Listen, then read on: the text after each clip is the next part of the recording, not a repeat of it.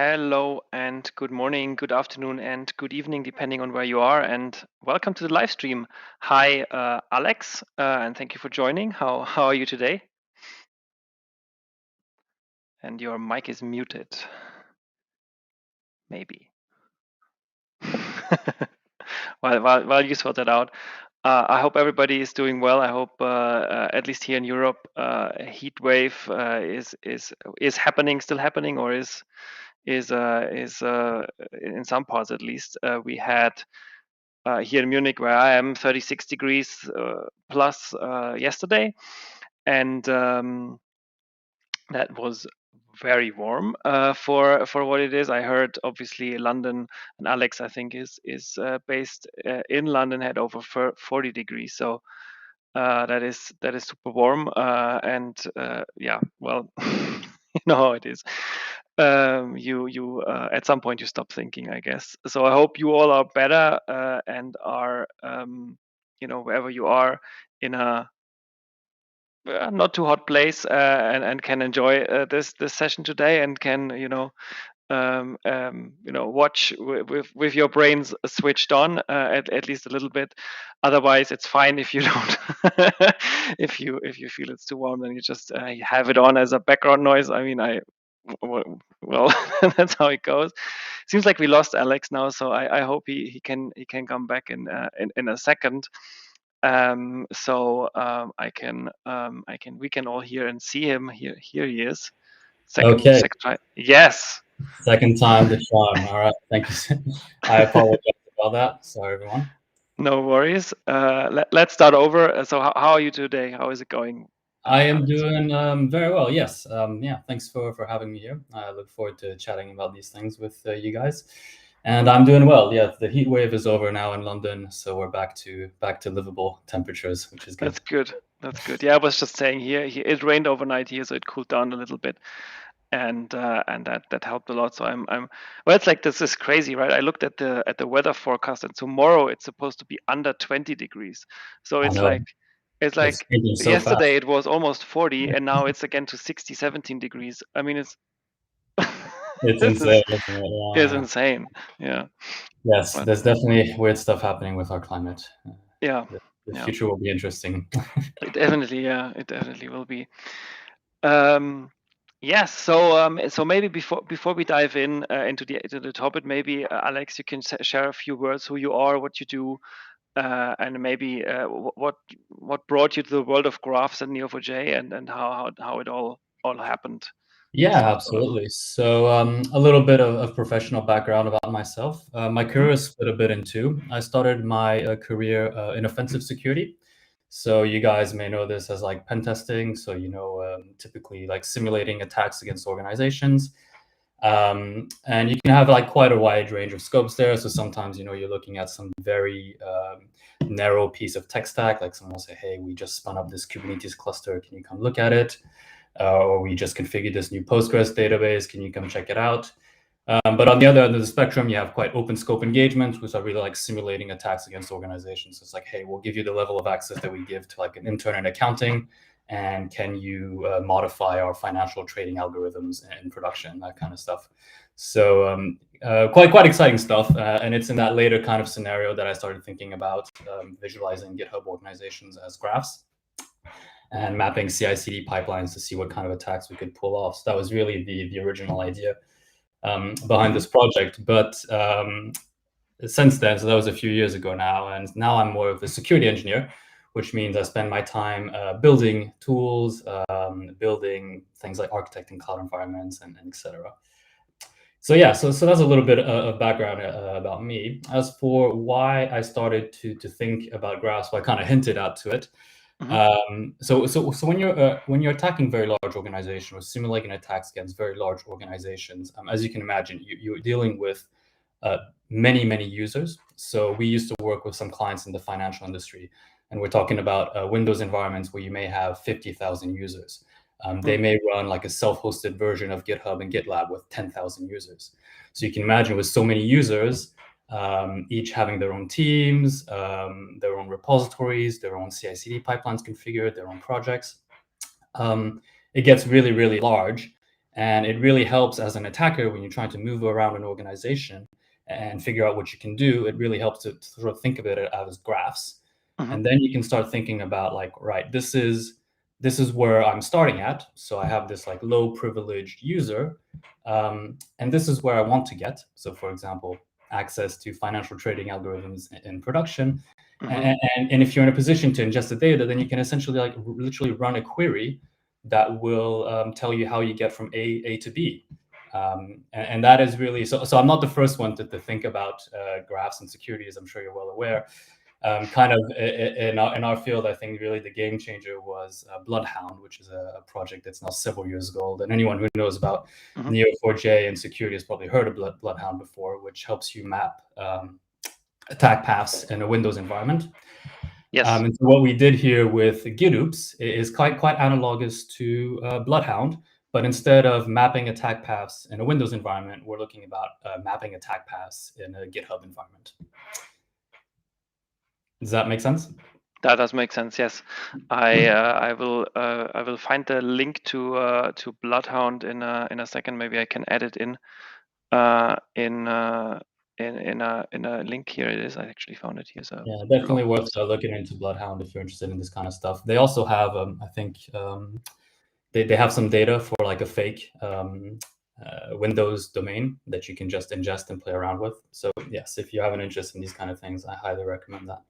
Yeah. Cool. Yeah. Sorry, go ahead. No, yeah. I mean that's like you said. I mean this is a common one of the common use cases, obviously, and it's user access and trying to get into data you're not supposed to get in is obviously something that is people want to go there, and people try to defend that or try to prevent that happening. And specifically with user roles and responsibilities or access grants and denials, it's I think everybody knows this. This is irrelevant, I think, of the size of the companies. Everybody sometimes gets access to some systems they should probably not have access to, but it happens for some reason or other, and then you have all of a sudden. And I mean, very, very rarely are these things deliberate, and especially when we look at CI/CD pipelines as pen testers. I think as I'll demo in a bit, a lot of this stuff is really straightforward. Like it doesn't take, there's nothing technically complicated about what we're doing as pen testers here. It's just that as developers and engineers go through their day-to-day workflow, they're just focusing on getting things delivered, on progressing with the work. And very innocent things like, establishing a production deployment pipeline from a repository. And where like, you realize that, just anyone who can push to this repository suddenly has access to the production pipeline, even if you have branch protections. And like, when you say this, they're like, oh yeah, of course. But it's just like, yeah, it's these kind of unintentional things that tend to grow organically with an organization. I think there's a bit of a rule of thumb that the older and the larger an organization is, the more you're going to have these kind of problems appearing. Yeah. And this is also where, if you're dealing with like a small startup, you can maybe audit this manually. But then when you're dealing with such like, like I just mentioned, like some financial organizations that are like 50,000 users, maybe 10,000 users on GitHub, like you're talking about needles in a haystack. So you have no option but to automate and to think too many people, too many processes. I mean, if you were to enable everybody manually to, I don't know, 15 different systems they must have access to, and that's okay to have access to, but there are other systems they should not have access to. Then if somebody is just, it's just you onboarding and then enabling access rights. So could be done, but I don't think that's really worth of anybody's time. No, absolutely. And there's always a trade-off. Like there's something that's quite interesting when you work in security, because obviously, like, there's this saying that when you're a hammer, everything looks at like a nail. So professionals, we go around and we're seeing fires everywhere. There's problems everywhere. At the end of the day, we have to remember that companies are there to make money. They need to be secure, but they are there to build features, to deliver, to make progress. So like you say, you can't just expect everyone to be spending their entire days just making sure that they're sweeping around every little minor access control and things like that. This is why you need kind of security professionals or internal security teams to build some automation to kind of make these things scalable. Yeah, cool. Before we dive in, I wanted to make a short detour because I mean you mentioned CI/CD a couple of times, and I wasn't sure that everybody quite understands what we're talking about here and what it actually means when you talk about CI/CD. I did a quick browse on the internet and found these two pictures, which kind of I think showcase or explain a little bit more what CI/CD is. So stands for continuous integration, continuous delivery, and or continuous deployment. So it could be both, could be either, I think. So that's what I understand. So I'm not a CI/CD expert myself, so maybe I let you explain it a little bit more. Maybe you can share a few words on what this process is, how it works, and what it generally means in a development. Yeah, Pipeline. absolutely. So continuous integration, continuous deployment. Sometimes this kind of gets bundled into DevOps, but I think I don't really like the word DevOps because it's one of those words that has kind of lost all meaning because no one can agree on what it actually means. But yeah, so this is kind of like the cornerstone of maybe what we would call modern software engineering practices. And the general idea behind this, so let's go back maybe 10 years ago, or maybe at this point, maybe we need to say 15 years ago. So the change probably started happening, really become mainstream about 10 years ago. So if we go in 10 years, more than 10 years in the past, what you'll often find is it would take a long time for people to do changes, whether that's fixing a bug or adding a feature and getting that in production. Sometimes they would have like many bureaucratic steps that need to go through. Or sometimes they would just have fixed release dates, like they'll release updates once a quarter and that's it. But what some kind of more dynamic and agile younger companies started doing, or even like some of the big tech giants, was move towards this process of continuous integration. And the general idea there is that you are essentially always making only small changes to your production environment or to your software or the application or whatever, merely, but you're making small incremental changes. You're continuously testing those changes automatically instead of manually. And assuming that those changes pass your tests, you're immediately releasing them to production. So we're talking about, maybe minutes from someone fixing 2 lines of code that are causing a bug. They'll change those 2 lines, push them to, say, GitHub, open a pull request. That pull request will get merged in, and you'll have this pipeline that gets triggered automatically, running the tests, and if the test passed, then deploying it to production. So that's the general idea here. The whole idea basically is to shorten the time it takes to go from developer typing code to that new code being in production. And this was really a game changer. Like I think these days, anyone who works in tech, or certainly anyone who's engineering, like live customer-facing services, has pretty much adopted these practices. Yeah. Cool. That's good. I think that's so everybody's on the same page here. And with that, I think we can actually dive in. Yeah, sounds good. So, yeah. Sorry, I didn't mean to interrupt you. No, it's fine. I'll let you go on and share your screen, and then we can. Yes. Sounds good. So I just wanted to, hopefully you can see my screen. So I just wanted to maybe explain the kind of approach I'm going to take here, because like it's good, like we introduced CI/CD and that's quite an important cornerstone. But just to make sure that we're all on the same page, I'm just quickly going to go through a couple of things and to tell you in which order I'm going to go through them. I'm just going to walk through the general structure of a GitHub organization with you guys first. And what you see here is a GitHub organization that I created for demo purposes. So there's no serious work happening here. But this will just make sure that we all understand like roughly like what a GitHub organization looks like. And once we're in agreement with that, what I want to do is actually show you guys, in this case with GitHub Actions, but the principle is the same, whether you're using Circle CI, Jenkins, or TeamCity, or pretty much however you've implemented your CI/CD pipeline. I'm going to demonstrate a very simple attack that basically shows you how a pen tester or an attacker who's gained access to your GitHub organization can exfiltrate production deployment secrets. And then once we've done that, we can then talk a little bit about how we ingest all this data into Neo4j, and then we can run some Neo4j queries together. Does that sound good? That sounds great. Cool. Thank you. All right, so awesome. So here, like I said, I have this like fake GitHub organization that I've called Fail Whale. Some of you will maybe remember the joke from Twitter from, I guess, 15 years ago now. So we They have just this. changed the image. I saw it's now a fail scream. So it's like ice cream. It's no longer the same Fail Whale. Yeah. So we have this GitHub organization, and this GitHub organization contains some people. I'm just going to call them users, or I think members is the canonical term. So we have some members here, including myself here at the bottom, and some other fake members that I'm using for demo purposes. So this is kind of the cornerstone, members in an organization, and then you have teams. So, pardon me. As you kind of expect, your members can belong to teams, one or more teams.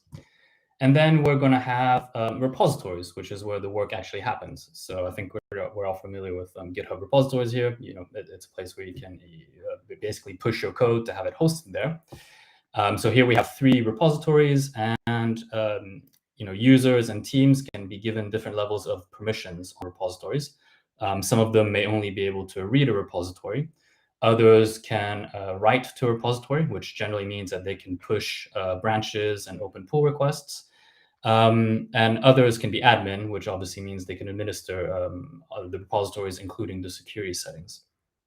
So there's also a security setting that I think most people who are familiar with GitHub are familiar with, and that's this idea of having branch protections. So here on this repository, we have a branch protection rule. And this is also kind of a cornerstone of modern development. And it's this idea that no change should be merged into your production branch without having been reviewed by one or more people in your team or in your company. So here we have a branch protection rule on the main branch, which just means that any change you want to do to this repository is going to have to be reviewed by one of your peers. Okay. So the last thing I want to show you guys is GitHub Actions, and hopefully we've talked a little bit about CI/CD. So GitHub Actions is one way of implementing a CI/CD. So in this case, the general idea is that you write some YAML, which is just like basically a configuration file that you put in your repository. And again, this is the same whether you're working with GitHub Actions or Circle CI or Jenkins or whatever it is. And this kind of defines what you're going to do and when you're going to do this. So in this case, on a push, we just have this kind of like demo job that's going to run. This is just a little introduction, a little demo thing, but in general, you're using this to run some tests, generally on a push or on a pull request. And on a merge to your production branch, you would then use this to deploy to production. Now, the obvious thing that you've probably thought about is that if you're deploying to production, this obviously means that you need some kind of secrets that give access to the production environment so that the code or the built application can be pushed to production. And in GitHub Actions, this is located here. So you go to your settings and you have secrets down here, and you have your action secrets. So I'm going to ask you to ignore the environment secrets just for a second. I'll get that in a bit. But you have repository secrets down here, and this is the original way of putting secrets to a repository. And the thing with repository secrets is that there's no notion of branch protections on them. And what I mean that there's no notion of branch protections on the secrets, what I mean is that anyone who has write access to the repository, so anyone who can push a change, push a branch, or open a PR, even if they don't have access to production branch, they get access to these secrets. And for the environment secrets, the idea is actually quite similar. This is kind of a newer way of putting secrets. I think this is now about 1.5 years old in GitHub. And these do support an idea of branch protection. So what you could do, for example, is say you have your production deployment secrets, and you want to make sure that those secrets are only exposed once something has been merged in, or when something is running in the context of an event that affected the production branch. So hopefully, so the crucial point with these environments is that all the security features are optional, which is a general thing that you find in security is that, companies who build products and build features, they want things to just work. which is why security is generally optional. And you generally have to go out of your way to then secure your important stuff and your production stuff by coming here and configuring these settings. But as you can imagine, sometimes people are very busy, and sometimes this is just not their area of expertise, and they're not aware of these features, or it's not part of their processes to ensure that they're configured. So you can still quite often, even when you have protection features available like this, you'll quite often find that they're just not configured in some companies. What I would point out is that GitHub is actually quite at the forefront of offering these kind of protections for your secrets. By and large, the other CI/CD systems I mentioned don't actually have such features. So Okay. I realize I just dumped a whole lot of information about GitHub here, but what I kind of want to draw attention to at this point is that it's probably already intuitive to think about your GitHub organization in terms of a graph. If you think about everything we just said, now you have an organization. That organization has relationships with members who have relationships with teams. Members and teams have relationships with repositories, which include properties such as what level of access they have on the repository. Those repositories have relationships with CI/CD configuration, and the CI/CD configuration and the repositories have relationships with secrets that are available to them. And in some cases, those are going to be production deployment secrets. So I guess this is maybe like a good time to pause after I just dumped all that information. Does this kind of make sense? Are there maybe any questions from the audience at this point? This makes sense. I don't see any questions from the audience, but it's a good reminder. If you have questions, if anything is unclear, if anything is you'd like to deep dive into a little bit more, type it in chat and let us know, so we can indeed go there if you like. So yeah, for now I don't see any questions. Pardon? Yeah, please don't hesitate if you do. Yeah, exactly. Yeah. So so I kind of like introduced the organization and how we can think of it as a graph.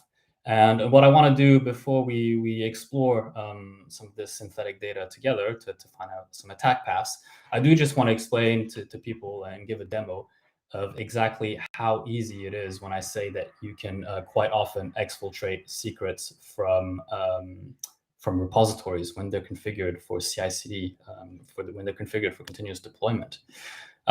I'll just take this opportunity to say that they've started works on the building next to me. I don't know if you can hear the noise from outside. If you can, I sincerely apologize for that, but hopefully we can get through this. No, it doesn't come through. Perfect. All right, so here I have a little example. So we've seen that we have this console SPA repo, and we've seen that it is configured with some secrets here. And those secrets are in, these ones are in two different environments. We have a dev environment and a prod environment. And what I want to show is exactly, how easy it is. Just with write access to repo, we're not talking about admin access here. I only have write access, which means I can only push a branch or push a change to a branch or open a PR. That's pretty much all I can do. But still, that is sufficient for me to exfiltrate secrets. And I want to show you how I'm going to do that. So here, this is one of the things, this is not a requirement, but this is something that actually makes it a bit easier, is that you can, typically you can modify CI/CD configuration. So when a CI/CD job runs, it's going to use the configuration from the branch. Since you have access to the branch, not the production branch, but the feature branch you're working on, you can modify this configuration at will. And we're going to do that right now together. But I want to show you this job, which is actually a malicious job that I've called exfil for exfiltration. And what this malicious job does is it triggers on a pull request. And what it does is it basically takes the production environment secret, and it uses the production environment and gaining access to the secrets that are available to the production environment, because we didn't configure the branch protections in this case. And it then basically uses curl, which is a very common Unix or Linux-based tool to interact with a website or an API. And it basically just uses curl to post the secret to an endpoint over the internet. And we can actually just go and we'll set up another custom endpoint here, and we will exfiltrate the secret together just to see exactly how easy it is. All right, so webhooks outside. I'm not I'm not really going to go into details into what this is. This is basically just a very easy way to set up an endpoint on the internet for testing purposes. So here, basically, if any request goes to this URL here, it's going to show up here, and we'll be able to see it together. So what I'm going to quickly do here is just we're just going to edit this together, just so that we can re-trigger the build. And what am I going to do? I'll just add a space, for example, here, because I'm not sure how to do an empty commit when you're using the web UI. All right, cool. So we've pushed this commit here. And sorry, we pushed this change. Pardon me. And here we can see that this has triggered our CI/CD jobs. So yeah, this is quite an easy thing when you're exploring an organization. If you go into pull requests, you can kind of see what kind of jobs are running on pull requests for some jobs. You can see here that the exfil job successfully completed. So now if we go here, we should see, indeed, we have seen this. We've seen that we've exfiltrated the prod secret token. In this case, it's not an actual token. I just literally wrote the words prod secret token.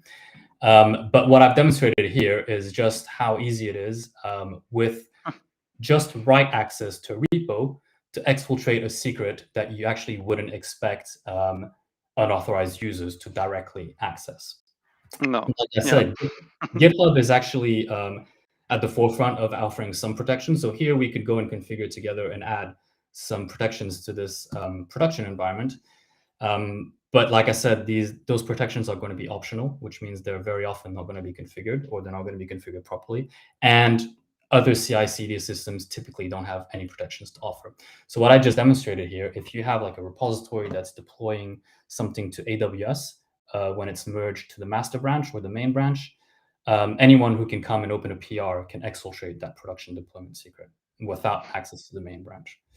So yeah, I guess this is another good time maybe to pause for a second to see, like, does this make sense? I hope I've explained this quite clearly. Does anyone have any questions? This is quite shocking, isn't it? I mean, this is super easy, and as you said, CI/CD is very common nowadays, and everybody, lots of people, at least lots of companies, are using it. So if this is so easy, I mean, obviously you need to be in the group at the first place, so you need to be invited. But if you for some reason you never know. I mean, it could be like somebody gets fired and is not removed from the group, and they are like Absolutely, yeah. No. So you make a very good point, and maybe I should have started with this in the introduction. So typically, when you're thinking about attacks against a company, there's going to be several stages to those attacks, and the first stage is obviously going to get some kind of initial access. So you can think, like, you gave a very good example of I think the term people tend to use is disgruntled employees. Someone got fired, for example. And like, no one likes to think about their colleagues doing something like that, but there's millions of people in the world, and all it takes is for one bad apple in your company.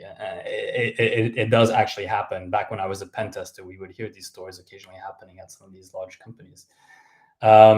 But then you also have to think about, like, what happens if one of your developers falls victim to a phishing attack, or maybe you have an intern who's not very fresh out of uni, doesn't know much about the world, falls victim to some kind of phishing attack. I think another thing that's quite pertinent, especially since COVID and this kind of shift to remote working, is you have a lot of people working in shared office spaces now. How confident are you that every one of your colleagues who works in a shared office space is locking his laptop when he goes to the restroom? All it takes is 10 seconds with an unlocked laptop to run a script and backdoor and maintain permanent access. If I was a ransomware actor these days, I would just be hanging out in shared office spaces. I could get one laptop a week, probably just by waiting for people to go to the restroom. I think there's also another interesting development recently, is that because it's gotten a bit harder to phish people, which is the traditional attack vector, what we've seen ransomware actors do now is actually flat out try to bribe employees, and they will, for example, say, hey, their payouts when they conduct successful ransomware attack is 10, 20, 30 million sometimes. And they'll be just like, hey, how would you like 500,000 or 1 million in Bitcoin? And all we need you to do is run this script on your laptop. So yeah, so you make a good point that here we're already assuming that this initial compromise has happened. Here we're assuming that the attacker is within the organization, but is looking to go from maybe a low privilege user to the juicy stuff, the production data. Yeah. Cool. Sorry, I'd like to apologize. I've been clearing my throat a lot and coughing a little bit. I'm recovering from COVID, actually, so it's still a bit as the symptoms going on. Cool. Have a sip. It's hot enough. Yes. So cool. So I think like at this point we understand the attacks that we're pulling off, and we kind of understand how to think about a GitHub organization as a graph. And this is kind of why I eventually built this tool that I call GitOops, which is also, if you're familiar with GitOps, which is one of these CI/CD patterns, I just added an extra O to GitOps, and it made this great name for a tool for hacking GitHub organizations. But this is essentially, so the tool I built, the general idea is that we interact with the GitHub API and also the API for other CI/CD systems to extract all this information. We kind of massage that data into a graph schema that makes sense for our purposes, and we insert all that into Neo4j, and then we can query it. So I'm not actually going to bother running the tool for you, because as you can imagine, all it's doing is some API requests from a terminal application, so it's not particularly super exciting. But essentially all you need is a GitHub token. So if you have access to GitHub, you can probably get a GitHub token. And GitHub token, and you point it to the organization, and you let it run for a bit, and then you end up with a map of your organization within Neo4j. And this is what allows us now as attackers or defenders to query the attack paths and kind of see how we can go from where we are to where we want to be. So I'm going to show a few sample queries with you guys. Pardon me. So this first query I want to show, I've called Alice all secrets. And as you can imagine, this is going to show us all secrets or environment variables. They're not the same thing, but I'm using the term a bit interchangeably here, because in CI/CD, most of the environment variables are going to be secrets. But how do we go from we have user Alice. So we've compromised Alice, or we want to simulate a compromise of Alice. What secrets would be accessible to an attacker? And let's run this. And we have quite a bit here, but we can unpack this together. So we can see that we have nodes of different types, and we got these node labels here to help us identify what they are. So I'm just going to quickly walk you through this. So we have Alice, who has direct access to two repositories. This is called the repository called cQuery. This is a repository called Swiper. Alice is also a member of the admin team. And in this case, our organization uses both GitHub Actions, which are these secrets here, and we have the environments here and secrets associated with the environment. But in this case, our organization also uses Circle CI. Now, I'm not going to go into details about Circle CI. We'll keep it simple for the talk. But Circle CI tends to use this idea of contexts to store secrets. Sorry, my throat is getting a bit bad. Okay. Yeah.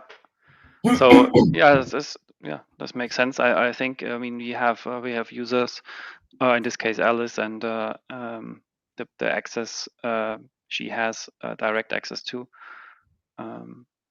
Yeah, absolutely. So we can see in this case that if someone compromises Alice, they would also get access to these, just by opening a PR, they could get access to these AWS environment variables. And also here we have a Datadog token, for example. We also have a GitHub token down here. So yeah, in this case, it shows us that you may not realize this, but even though Alice may not actually technically have the right within your company to have direct access to all these environments, by her GitHub access, she indirectly has access to these things, and she can pull the secrets out and then use them to directly access your environment and bypass any process that you have in place for controlling production access. So this was the first query I wanted to show, and this is the other one, which is a bit thinking in the opposite direction. So here we said, like, we've compromised Alice. What do we have? And Yep. here what I'm kind of asking instead is, who do I need to compromise to gain access to something, in this case, Artifactory? Who do I have to compromise to gain access to this? And we can see that we already have this path here that goes from Alice to Artifactory. But we also have this other path down here, and we can actually see that we have users Cassie and Bob that are members of different teams, front-end and infra. But both of these teams have access to this repository called Monix. And this repository called Monix has access to Artifactory. So in this little sample organization, we can see that actually we have 3 paths that lead us to Artifactory. And any one of these users can pull a token out. So I'm kind of going to skip. So makes sense, right? And this is a good example again, because you see Alice is an admin, so I guess she has more privileges, and we see that she's when you think about it, the first that comes to mind, I guess, because of the admin rights. But then again, the Bob and what was the other name?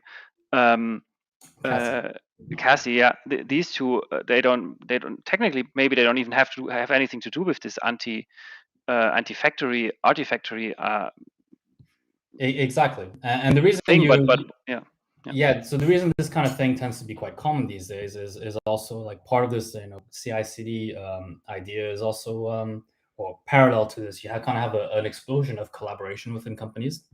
So it's quite common for companies to just expect, even if someone is not part of a team working on a project, maybe they'll still have access to the repository because, they can fix bugs or they can submit changes. So this is why you kind of end up with, over the years, an explosion or an organic explosion of access to things that access. Pardon me. So I think the last example I would want to show you, and there's a couple of other things. If you are interested, I would recommend, particularly these Terraform plan attacks. I'm not going to dive into them. But if you are interested in this, I do recommend checking out the blog post. The general idea here is that if you are running, I appreciate some of the users may not be familiar with Terraform. This is a whole other a can of worms, so we won't open it. But if you are a Terraform user and you're running Terraform plans on pull request, which is quite a common thing to do, anything that Terraform has access to is basically can be compromised if you allow Terraform on pull requests. Terraform on pull requests is a pretty terrible idea. It's very difficult to do safely, even though it's something that a lot of people want to do for good reason, because it does kind of provide an idea of the impact that an infrastructure change would have on your environment. But it is interesting just to show kind of how flexible this tool is for us to query the environment. Because here we can see that we're basically looking for paths that go from a user to a repository. And here we're looking at a content of a status check. So a status check is, what I'm calling a status check is this thing down here. So this is a status check. So here we have 2 status checks, but we can see that the name of the status check gives us some kind of idea of what is happening in this job. And here we're basically running some regex on that text to find something that looks like TF or Terraform on a prod environment. So prod that's not preceded by non. This is a bit of a funky regex, but general idea here is that we're looking for patterns that are, let me just write them down. Oh, actually, let me just run the query and we can see exactly what kind of patterns we're looking for. What we're looking for are paths that go from a user towards a status check that looks something like a TF plan prod or Terraform prod plan or whatever that would get matched by that regex. And this basically tells us that these people are running Terraform on a pull request. And that is very bad from a security point of view. If you want the details on that, I do recommend checking out my blog, or you can ask a question after this and I'd be happy to answer. But yeah, I think I think this kind of demonstrated like most of what I wanted to get across. Like this is really by thinking about our organization as a graph, by being aware of these basic security issues, we can basically chuck all this in Neo4j and then just run some queries, and we can start thinking about, or we can start visualizing all the ways that attackers could abuse our environment. And as defenders, we can then go and start fixing these things. So that's a general idea. So if you are interested in running this tool, it's called GitOops. It's under the Overtech organization. And we do have quite a bit of documentation down here. Very trivial to run and install. It's a Go binary, so it's already built. You just point it towards your GitHub organization and towards your Neo4j DB. It'll ingest all the data in Neo4j. There's some examples. There's even a blog post explaining a bit more details, what's happening. And yeah, and I think, yeah, that is the gist of what I had to demo to you guys. Cool, super. Thank you very much. Oh, thank you. I don't see any questions, but let's give it a minute or two and see if anybody wants to type anything in. I don't know if you are the right person, and if you cannot answer this, then maybe to just say it. But I was thinking is now that this would be mapped out, what could that trigger as a recommendation or as a path in a company? Say, okay, now we have found, okay, Alice as an admin has access to something, or Bob and Cassie have access to a system that might be critical or might be more beyond their scope of work and isn't really necessary. Could this then lead into some kind of internal structuring and saying, okay, actually let's remove some access, or how can we prevent that people would trigger this, so to keep off Yeah, these no. So paths? you make a good point. So hopefully, there's a couple of action points that you could take out from this. The first one is we've seen that GitHub Actions now does offer, like I said, it's quite a recent development given how old CIC is, but now GitHub Actions really does actually offer you the tools you need to secure that access. So this can help you highlight where you've not secured that access, and then you can invest time and effort into actually properly locking down all your production secrets to make sure that only people who've gone through a peer review process, which gives you some kind of guarantee of security, because the idea is that your colleagues would spot that something malicious is happening in that pull request before allowing it to run. And this will already help you kind of lock down your production secrets. Then the other idea is, like you said, like you can actually notice that just because you've not really been paying attention and you just let people grab each other access, that you actually end up in a situation where whole teams have access to things that they don't necessarily need access to. So instead of giving them write access, you can maybe just give them read access. Maybe that's all they need. And yeah, the other thing is, so something to keep into account in security is, there's no such thing as eliminating security risk. When you're doing security in an organization, it's all about managing the risk. So sometimes there are small risks that you're willing to accept, and you're just like, okay, there's a chance this could happen, but it's, this is for example, you may have an database environment that contains no personal information whatsoever, but everyone needs to collaborate on it. So you maybe say, okay, well, this is a good case where, we just have to give everyone access because everyone needs to work on this, but we know that the worst case scenario is not going to land us in the news and get us sued.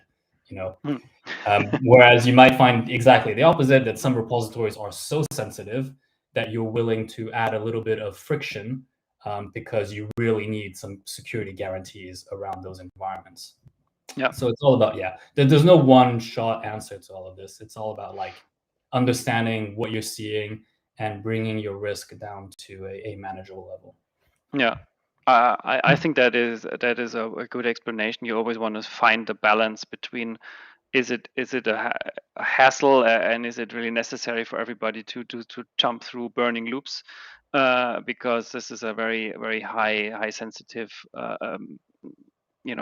repository or part of the program, or is it something that can be done a little bit on the easy side and say, okay, we won't be, like you said, we won't be in the news if something's corrupted here or brought to the knees, sort of by some kind of attack. One question that is a little bit related, I guess, not directly to your demo, but nevertheless, I think it might work. Is Gotronics asks, I have a software program called OrgChart to keep track of organizations and hierarchy.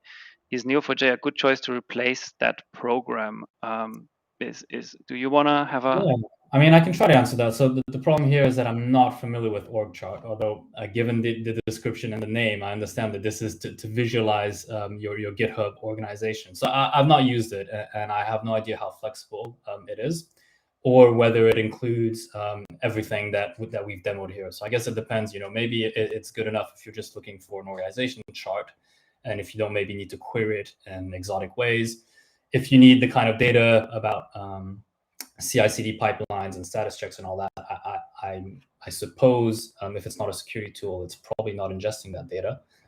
So if you need that kind of information, then maybe using RIngester and Neo4j is a good way to play around with that. One thing I'd point out is, regardless of your use case, if you need a lot of control over your queries and you want to run some really exotic queries, then obviously a graph database like Neo4j sounds like a good shout and probably gives you more flexibility than a generic application where you can't just like run raw queries. Yeah, I also don't know org chart. I can only come from the from the Neo4j side of things. Is like if you think about a company hierarchy, in essence is some kind of tree structure, which in essence is some kind of graph.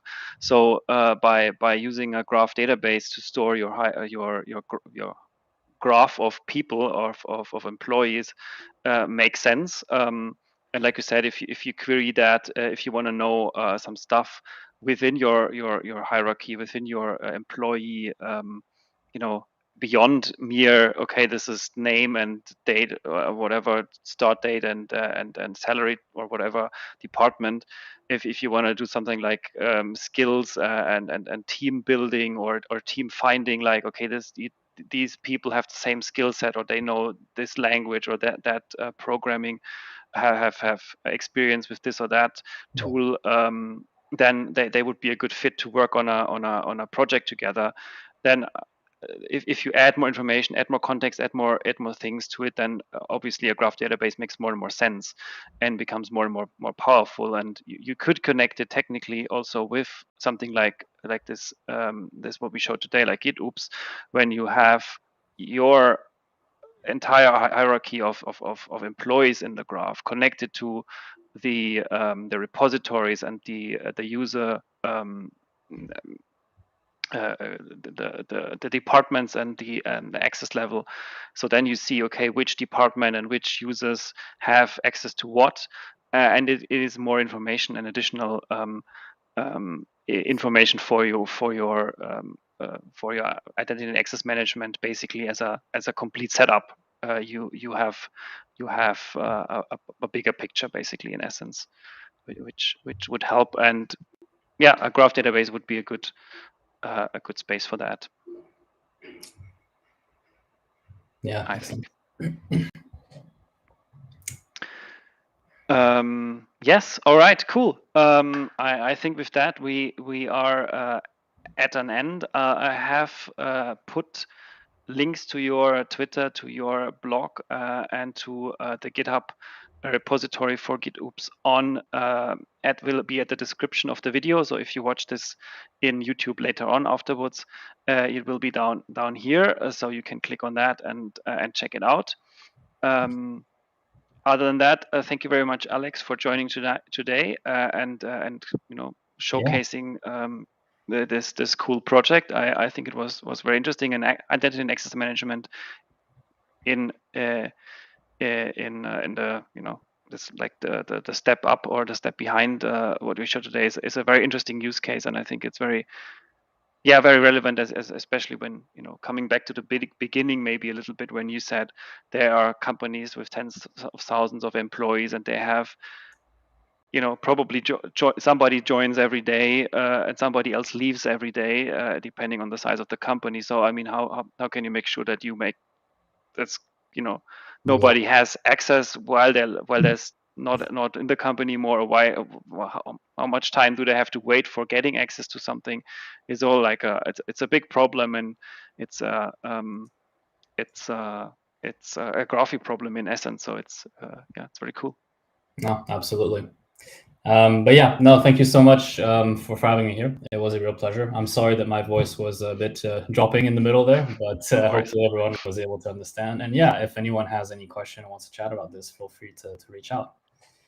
Yes, cool. All right, perfect. I guess on Twitter, right, or any other Twitter, yeah, preferred. sending me a message on Twitter is probably the best way to get in touch with me. Okay, cool. All right. Well, then with that, thank you very much. Have a good rest of your day. Thank you everybody for watching. Take care, everybody. And next up is on.